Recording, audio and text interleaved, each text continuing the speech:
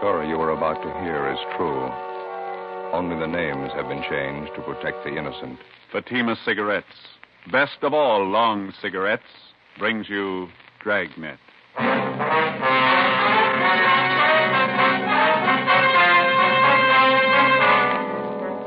You're a detective sergeant.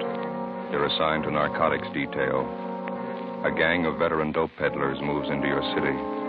They offer $100,000 worth of heroin for sale. They make their contacts. They're ready to do business. Your job, stop them. You'll be amazed when you compare Fatima with other long cigarettes. Buy a pack of Fatimas. You'll find they now cost the same. Light a Fatima. Your first puff will tell you... Ah, that's different. Yes, what a difference. In Fatima, the difference is quality. You see, Fatima is the quality king-size cigarette because it contains the finest Turkish and domestic tobaccos superbly blended. And Fatima is extra mild with a much different, much better flavor and aroma than any other long cigarette. Because of its quality, its extra mildness, its better flavor and aroma, Fatima has more than doubled its smokers coast to coast. Try comparing Fatima yourself. Fatimas now cost the same as other long cigarettes, but your first puff will tell you... Ah, that's different. Yes, in Fatima, the difference is quality. Ask your dealer for Fatima, the quality king-size cigarette. Best of all long cigarettes. Start enjoying Fatima tomorrow.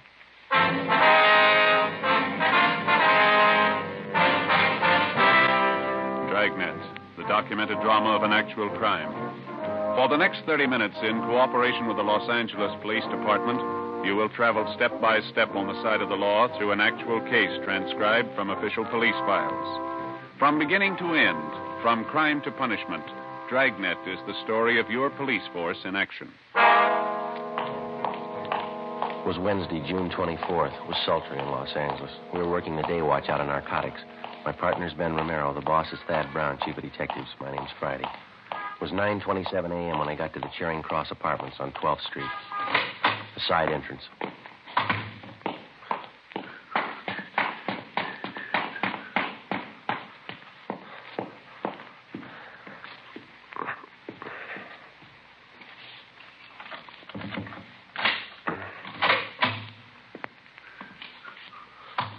Hi. Hi. Anything doing? Nothing. How's the bug working? Better. One of the fellows from the crime lab came out and fixed it last night. Went next door and replaced the microphone. I'm getting real sour on this detail, Joe. Well, here, let me take over for a while, huh? Yeah, you bet you. Here. My ears feel like a couple of baked cauliflowers. 2 solid weeks holed up in this place with a pair of earphones on. Yeah. What do we got to show for it? That woman next door hasn't even mentioned narcotics in 2 weeks. All she does is eat, sleep, and play solitaire. Goes out for groceries once in a while. Hold it. Somebody ringing the buzzer next door. First visitor in a week. Yeah. Just a minute. Yes? Your name is May Washington. That's right. What is it? I talked to a friend of yours, George. But it might be a good idea if I looked you up. What do you want to see me about? Well, it's business, Miss Washburn. Could we talk inside? All right. Come on in. Let me plug in these earphones, Joe. Yeah, go ahead. I'd like to introduce myself, Miss Washburn. My name's Howard Scully. You and George were former associates, I understand. Oh, we worked together a little. What can I do for you? Well, George and I are old friends. We were in business in Hong Kong before the war. He's a nice fellow, George. No, I have a date downtown in half an hour. I don't have much time to talk. Sorry, I didn't realize you were in such a hurry. I'll get right to the point. Yeah. My business partners and I just came up from Mexicali a few days ago, and we have some merchandise that's ready for the market. It's good quality. That's what I hear. I contacted George, thinking he might introduce me to some prospective buyers. He said he didn't want to handle any merchandise at this time. Why not? Oh, it's something about the police. Seemed to be watching him. He just didn't want to take any part in any business venture. Just get it. And George gave you a bum steer sending it to me. I can't help it. Well, you haven't heard my proposition. I don't have to hear it. Count me out. I don't fool around with junk, any of it. It's a tough rap out here. Well, if you'll just listen to my proposition, Miss No. Washburn. I'm not... No, please, I'm not asking you to be involved. perfectly safe and legitimate transaction in mind. You'll be well paid for your time and effort with no risk whatsoever. Yeah, I know. All you big connections make it sound good. George tells me you're acquainted with the right kind of people. People with money, that's the kind of people that my partners and I want to meet. Now, all I'm asking you to do is introduce me to a few such persons for our mutual benefit, and then you just leave the rest to me. Yeah, it's still too much. If I gave you an office to a buyer and you were caught, they'd get me for conspiracy. No, there's I've seen too much of it, Scully. It's no sale. Well, you'll just have to believe me, Miss Washburn. No one's going to be caught. Now, we work in an entirely different manner. The police haven't any idea of our method of operation. We've tested it in 6 big cities in the Orient. And not once did it fail us, and I tell you, it's not going to fail us here. It's your story. Well, it's perfect. I'm not chancing a rap to prove you're wrong. What? Here, do you want a cigarette? Yes, thank you. No, that's right. Okay.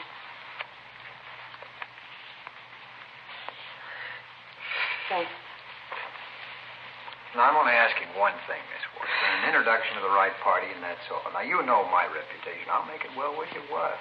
If the connection is right, you can live on your take for the rest of the year. I don't have many friends. Just a few whom I guaranteed for my payoff. Well, I can deposit the money with George. He'll hold it until the deal is made. What do you say? An introduction. That's all. That's all we'll need. Our product speaks for itself. I know a fellow out in Hollywood. His name's McMillan. I can call him and tell him to meet you. That'll be fine. How soon? I'm not going to introduce you. No, that won't I'll be- set up a meet for you, that's all. All right, that's all we ask. Do you have this, Mr. McMillan? McMillan. You have him meet me tonight? I think so, yeah. Yeah, that's fine. Now, tonight at 11:30, I'll be at the corner of 7th and Alameda. Now, remember this now. Yeah, all right. Corner of 7th and Alameda at 11:30 exactly. I'll have on a gray coat, and I'll be carrying a book. Now, McMillan shouldn't have any trouble recognizing me. You just tell him to walk right up to me, put out his hand, and say, "My name's McMillan," that's all. I'll know if he's the right party. My name's McMillan. That's all he has to say. All right, I've got it. I'll pass it on to you. Fine. Well, I'll make arrangements with George as soon as possible to take care of your fee. Thank you very much, Miss Washburn. Not at all. Just don't be too sure of yourself. The fuzz in this town could smell a bye 3 miles away. You'll take care of the police, Miss Washburn. The system should teach them a few lessons. Well, goodbye, Miss Washburn. Thanks very much. Yeah. Don't come here after this. Call me on the phone. Certainly. Goodbye. Joe, wait a minute. She's going for the phone. Come on.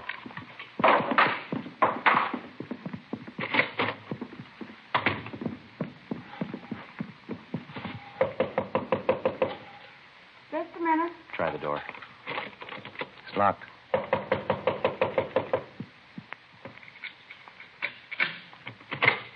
What do you want? Police officers.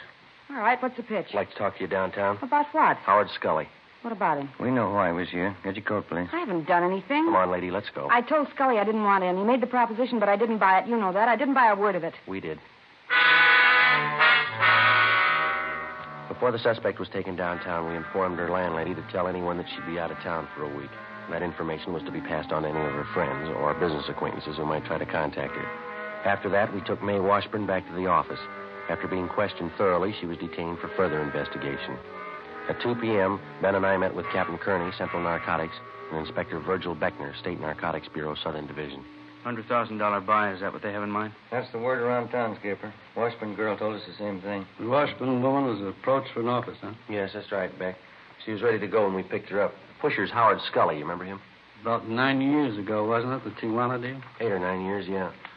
That big heroin buy, they tagged every one of the gang but Scully. Yeah, he's no amateur. He's got every narcotic law in the book memorized. He sets the deals, takes the gravy, but he never gets tagged. How about the federal narcotics men, Romero? They've been briefed on this deal? I called Harry Stone over there this morning. They've been following it, too. Said he'd be over this afternoon. The setup of this McMillan guy. What do you think, Campbell? Clear sailing there, Beck, as far as I can see. Scully set up to meet with May Washburn. Ben and Joe grabbed her before she could contact McMillan. Unless Scully's got a Ouija board, he still must figure everything's Jake. Then we could have a man meet with Scully tonight and pass himself off as McMillan. Well, shouldn't be too much trouble. From the way he talks, Scully's never seen McMillan. Has no idea what he looks like. It's just a guess. Neither one of you are known to Scully, are you? I never met him or his friends. I worked that case last February when we grabbed Ray Murdoch. He used to be a mule for Scully. That's as close as I've been. Well, I'm afraid that's too close. You know how many hide friends Murdoch has in this town. If any of them spot you and pass the word to Scully, the whole deal's choked off. Joe? You think you could pass yourself off as McMillan for a couple of days? I'd like to give it a try. Beck, what do you think? Good with me. We can help with the tailing. Only one possible hitch I can see. Yeah? We're not positive this guy McMillan's a total stranger to Scully. It sure sounded like it, didn't it, Joe? The way Scully and the Washburn girl were talking. It's possible Scully might have seen a picture of McMillan. Maybe he knows something about his background, his habits, how he does business. Well, it's possible, yeah. Suppose Scully starts asking you questions, Joe. How are you going to cover it? Well, we could talk to the Washburn girl again. She might brief us. Now, if we need the guy's life history, let's pick it up firsthand. How do you mean? Get McMillan. Late that afternoon, Stanley McMillan was located at a small restaurant out in the valley and quietly placed under arrest. He was booked at one of the outlying stations on suspicion of violating the State Narcotics Act. We questioned him and got all the necessary information on his background that we needed. He told us that he had never seen or had any dealings before with Howard Scully. 7:30 p.m. I went home, changed my clothes, put away my gun, ID card, and the rest of my identification. An hour later, I checked in at a small hotel near 5th and Main Streets. 11:15 p.m., I left the hotel and started for 7th and Alameda Streets, where the scheduled meet with Howard Scully was to take place. As in most cases, there was one all-important rule that I had to work by. If the suspects were to be arrested and successfully prosecuted, we had to get them with narcotics in their possession or under their control. And one of the first things that the working detective learns is that dealers such as Scully rarely do the actual handling of narcotics except at the actual moment of sale. If the officer fails to make an arrest at that moment, the odds are stacked heavily against the conviction of the narcotics criminal. 11:30 p.m. I got to the corner of 7th and Alameda Streets. I walked up to a man standing by a lamppost. He was short, heavily built, dark hair, dark eyes, and a small scar on his chin. He had on a gray coat, and he carried a book under one arm. I put out my hand. Yes? My name's McMillan. Oh, glad to know you, Mr. McMillan. My name's Scully. How are you?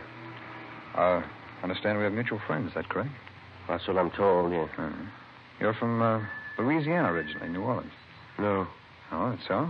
Thought you were from Louisiana. Missouri, St. Louis. Oh, I see. I suppose we go for a drive, huh? My hotel's down on 5th. We could talk there. Oh, I think my car would be better. I can't afford to waste time. I got customers waiting. Oh, you can believe me, this won't be a waste of time. I'm prepared to do business. All right, let's go. Fine.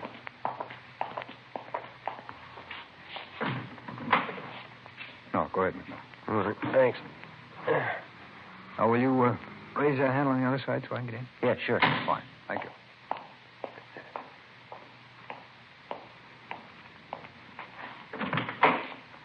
You can't be too careful in L.A., I hear. Yeah, that's right. There's a lot of heat. Oh? I hope none of it's on you. Don't worry, I'm clean. No tumbles. But I'd be here if there were. I got customers to protect, good customers. Fine. You know, maybe we can do business. How much can you handle? How much you got?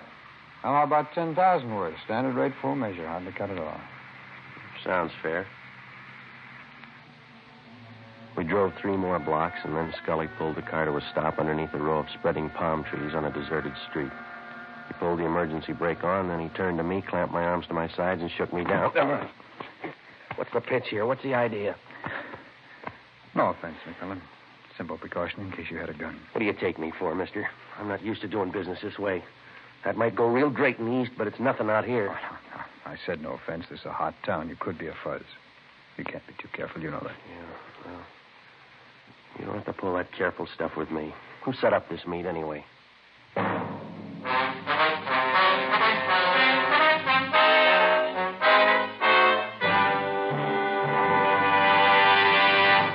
You are listening to Dragnet, authentic stories of your police force in action. Oh, no. Ah, that's different. Yes, what a difference. There's a difference you can hear, there's a difference you can see, but the difference in Fatima is quality. Yes, friends, when you compare long cigarettes, you'll find that in Fatima, the difference is quality. Quality of tobaccos. The finest Turkish and domestic varieties, extra mild and superbly blended to give you a much different, much better flavor and aroma than any other long cigarette. Quality of manufacture. Smooth, plump cigarettes, rolled in the finest paper money can buy. Quality even to the appearance of the bright, clean yellow package. Carefully wrapped and sealed to bring you Fatima's rich, fresh, extra mild flavor. Fatima's cost the same as other long cigarettes, but your first puff will tell you... Ah, that's different. Yes, in Fatima, the difference is quality. Ask your dealer for Fatima, the quality king-size cigarette. Best of all, long cigarettes. Start enjoying Fatima tomorrow.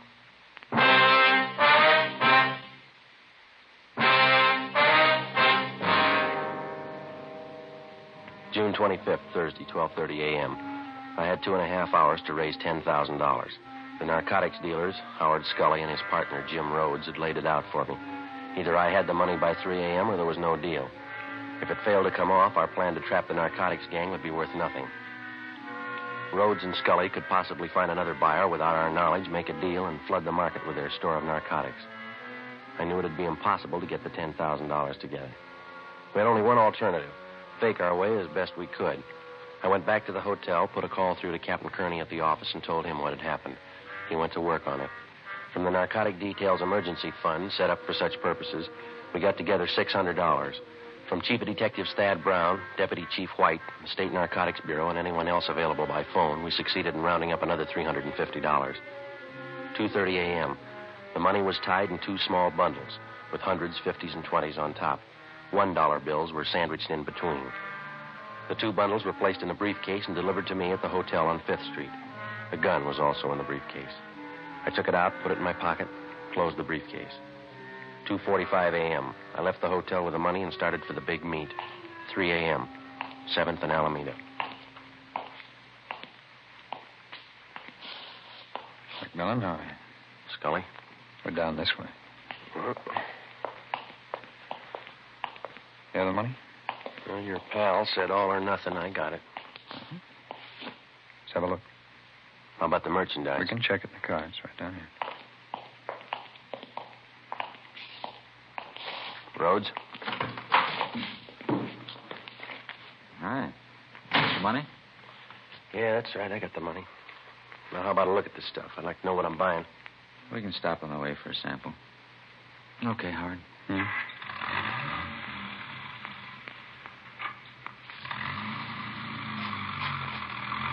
Care for some, McMullen? What do you got? Cashew nuts. Have some. Thank you.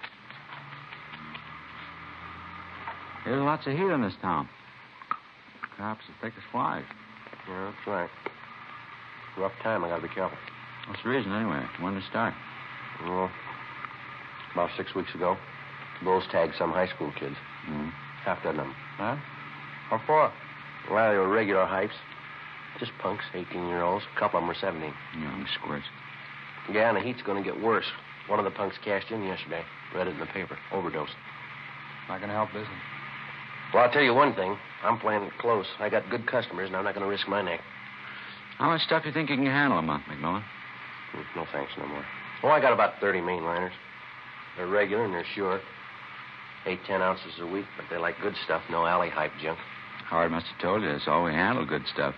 If it goes right, we could make it a permanent connection with you. Well, I'd like to see what you're offering first. We'll have a good look. All right, Howard, you know where to pull up. Yeah.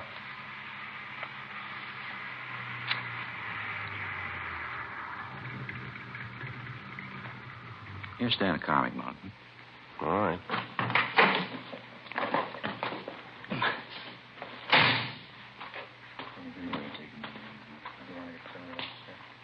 Yeah.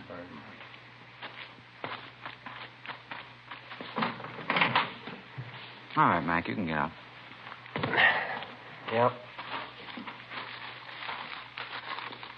There you go. Some of the best white stuff you've seen in a long time.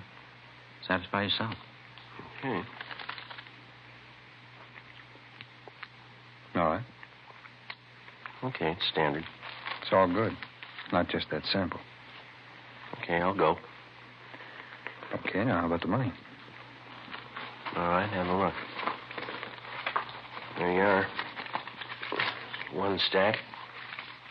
2 stacks, hundreds, 20s, 10s. A few 5s in there. It's $10 grand. Satisfied? Okay. Jim? Right. Oh, excuse me, Mac. Just a minute. I'm just checking. What do you think you're doing? Get your lousy hands off of me. Now, no offense, McMillan. These are simple precautions. Precautions, nothing. We're doing business, aren't we? You shook me down once tonight. Now, how many times are going to take you? No offense, Mac. He's just checking, that's all. All right, then. Suppose I fan you two down. I got the dough. How do I know this isn't a hijack deal? Now, come on. This business works both ways. Either we have a deal or we don't. We play ball on both sides or not at all. I'm getting sick and tired of taking second place. Okay, Mac. Okay, take it easy. Forget it, Howard. Let's all go back to the car. Sure. I'm sorry, Mac. No offense. Yeah.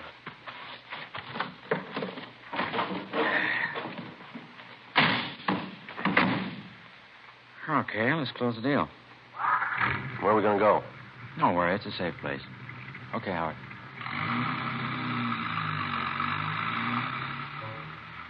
3:35 a.m. In another hour, it'd start getting light. I knew they'd planned to have the buy take place before then.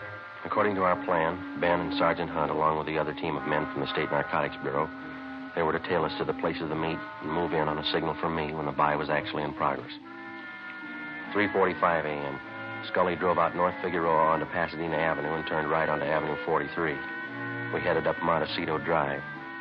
The area became more deserted. There were no homes around, no buildings of any kind to provide cover for anybody that might be following.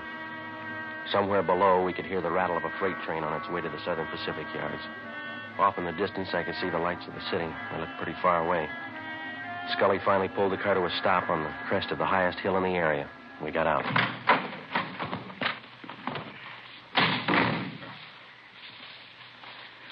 What do you think, Mac? Well, it was a nice view. Yeah. Spent a long time finding this spot. Foolproof. Yeah? Bring him over here, Jim. Let's show him. Come on. See there? Clear view of everything down below. At least half a mile in every direction. No chance of getting trapped up here. Pretty smart. That's the way I like to deal. If there's any cops following us, we can see the lights before they get here. Plenty of time to cover up any evidence. Cops ask questions, well, we tell them we're just looking at real estate up here. It's pretty good, huh? Well, I gotta hand it to you. You can't be too careful. What do you do for lookouts? Let me show you. Swede? Oh, Swede. Who's that? Friend. Yeah, Jim? Well, what's the pitch? Who is this guy? Business pal of Howard and me. Swede, this is Mr. McMillan. What do you say? How you do? Look, how many people do you need to make a buy, Rhodes, huh? Swede's our lookout. It's a big fella, isn't he? We got enough people here for a Sunday picnic. We need a lookout. You just got finished saying it. We can't be too careful. Well, come on, let's wrap it up. Where's the stuff? Swede, you want to go? Okay, Howard. How far does he have to go? Close by. Stuff was put away down the tall grass. Nobody ever found it. It's a good idea. I like the way you operate. Swede will have the stuff for you in a minute. Well, how about the money? Should we count it? Rather wait till Swede gets back. Okay. Let's wait for the car. Can't beat this spot, can you, McMillan? No, it's good. You had no idea how much time we spent looking for it. You did real good. Yeah. Here you go. Okay, thanks. Now the money, Well, how about counting it out here, huh? I'd feel better keeping an eye on that road down below. Okay, good idea. Well, let's count it, Mac, huh? Yeah, all right. There you go.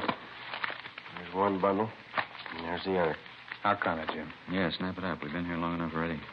1, 2, 4. There's quite a few $1 bills here. Huh? Well, there's a few of them, but it's all there, 10 Well, grand. that's how it could be with all these ones. Here, let me see. Don't bother, Rhodes. Here, what are you trying to pull? All right, get away from the car, Scully. You too, Swede. Put the gun down, Mac. You won't get away Get with your it. hands behind your head. That means you too, Rhodes. Nobody's hijacked us, McMillan. You're not going to be the first one. It's no hijack, mister. This is a pinch. He's a fuzz. He's a lousy fuzzy. I knew I should have found him again. Shut up, Howard. You know we can square this with you, Mac. $5 grand cold cash, no questions. You're talking to yourself, Rhodes. I'll make it 10. 10 grand cash. Now, you can't afford to pass that up. Come on, how about it, Mac? You're human just like we are. You can use the dough. You keep your hands behind your head, mister. Use some sense, copper. Swede's as strong as a horse. I could put him on you, he'd break every bone in your body. You're going to have to get past this gun first. You're not going to stop all three of us. How do you think you're going to get back to town? Don't worry, he won't have to walk. You'll never get us downtown. Sweet will break you in half. He'll kill you. You just gave me an idea, Rhodes. Huh? You're pretty tough. Shouldn't bother you. I'll kill the Swede right now. You and Scully can carry his body in front of me. We'll start walking down that road and we hit the nearest place with a phone. I think that'll take care of it, won't it? He hasn't got the guts, Jim. Turn around, Swede. Look, don't kill me, mister. I'll go with you. Don't shoot. Turn around. Stay where you are, Scully. Don't kill him, Copper. Don't kill Swede. We'll do anything you say. Somebody coming. Look, Mac, we'll give you every dime we own. $50,000 bucks. Now tell him nothing's happened. Ben, over here. 50 grand, Mac. You can't lose. Right, Joe. Back. Back over this way. The three of them, Ben. Okay. All right, behind your back. Come on. Couldn't get here any sooner, Joe. Had to park at the bottom of the hill if they'd have seen us. Stand still, mister. Yeah. We circled around on foot, climbed up through the grass. I was beginning to think I lost you. All right, you two, get him behind your back. Back. Hi, Joe. Here's the junk right here. These two packages. Good. That ought to sew it up. Look, talk it over with your partners, huh? $50,000 bucks. You do the right thing. It's all yours. How about it? 50 grand you can't lose. What they talking about, Joe? But they got a big deal. They'll give us $50,000 if we let them go. How about it, Tex? You could use the dough, new car, new house. Just forget you ever saw us. Easy as that. 50,000 cash. What do you say, Tex, huh? Sorry, you got the wrong man. What? My name ain't Tex.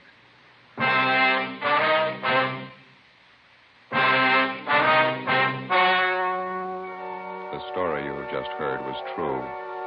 Only the names were changed to protect the innocent. In a moment, the results of their trial. Now, here is our star, Jack Webb. Thank you. In his training, the working detective is taught the importance of thoroughness. He has learned never to overlook even the smallest detail. What may seem unimportant to the novice may well be the one thing to help the working detective successfully culminate his case. So, with a cigarette. The people who make Fatima are well-trained and thorough in the manufacture of their cigarette. Fatimas contain the finest Turkish and domestic tobacco superbly blended. And pack after pack, Fatima is extra mild. If you're a long cigarette smoker like I am, smoke Fatima. They cost the same, but in Fatima, the difference is quality. Smoke Fatima.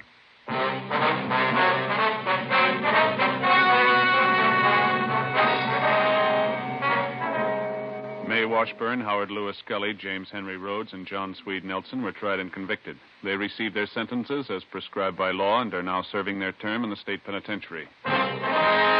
You have just heard Dragnet, a series of authentic cases, portions transcribed from official files. This is NBC, the National Broadcasting Company.